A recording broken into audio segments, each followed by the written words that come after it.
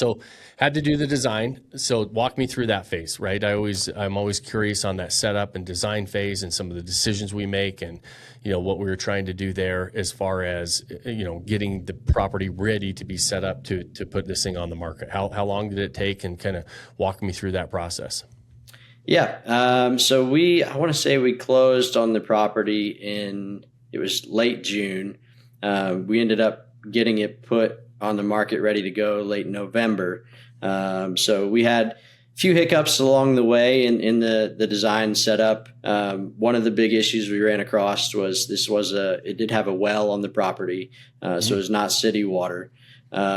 One of the issues we had was, the sulfur smell in the water. Yeah. So we finally came up with some ways to fix that. We got a filtration system put in.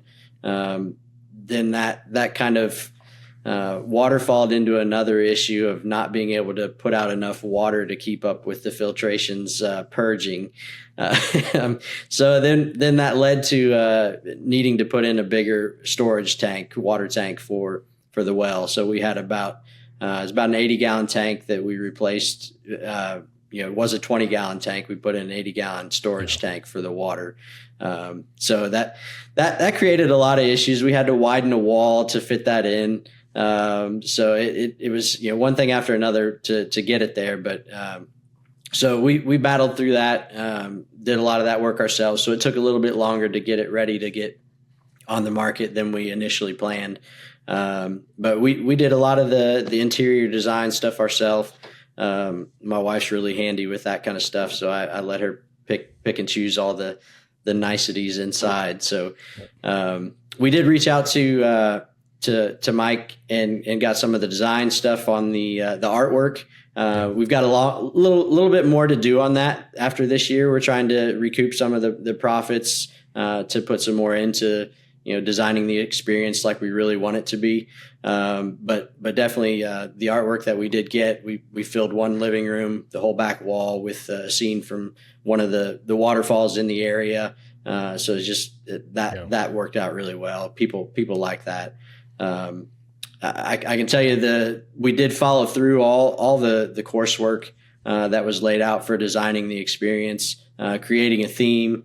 We've kind of gone with the name of the cabin is the Night Owl Nest. So we've kind of themed it around owls inside, and everybody responds really well to that. Yeah. We one of the things we've added in is my wife got these little tiny owls. And we scatter 7 of them around the cabin inside, and kids get to do a scavenger hunt for them, and then they can re-hide them for somebody else to find. It's just been really fun. So I love that. Yeah, that's a lot of fun. I actually, when I looked at you guys listening and you mentioned and you were seeing that you guys were doing that, I think that's a really fun thing to do for sure. And it's just those kind of you got the theme, and then you kind of take it to another level. When they get there, it kind of becomes a little bit experiential, which is a lot of fun. Yep, absolutely. Yeah, awesome.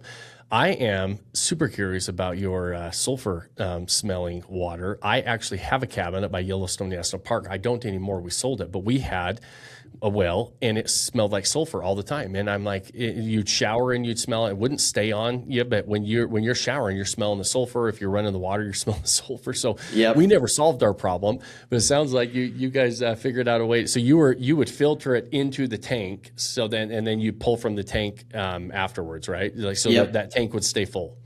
Yeah. So it was I have to look up the brand of it. It was essentially called an iron eater. It looks like it was about a 4 foot tall filter, and it's only about 8 inches around, just a cylinder.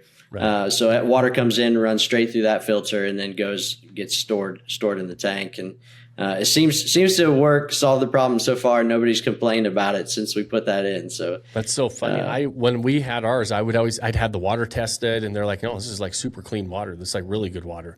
Yeah. You just smell the sulfur because it's in the ground, right? And and up by Yellowstone, there's all those. I mean, there's all the hot pots and all that stuff going on, and so you're just getting some of that from the minerals in the ground. They're like, it's super healthy. It's like really clean. Like, but you'd smell it, and my wife. But you smell it. That's right. I can't stand this. nervous showering up here because it's this sulfur is like all over me. But then you get out and she's like, "Smell my skin. Do you like smell it on my skin?" I'm like, no, I don't smell it. I can smell it in the shower, but so it's now I know it could have been fixed. I wasn't smart enough to get it fixed. I'll look up the link and send it to you. So that's awesome. I love that. The things I learned. See, I learn stuff new on every podcast as well. So. That's right.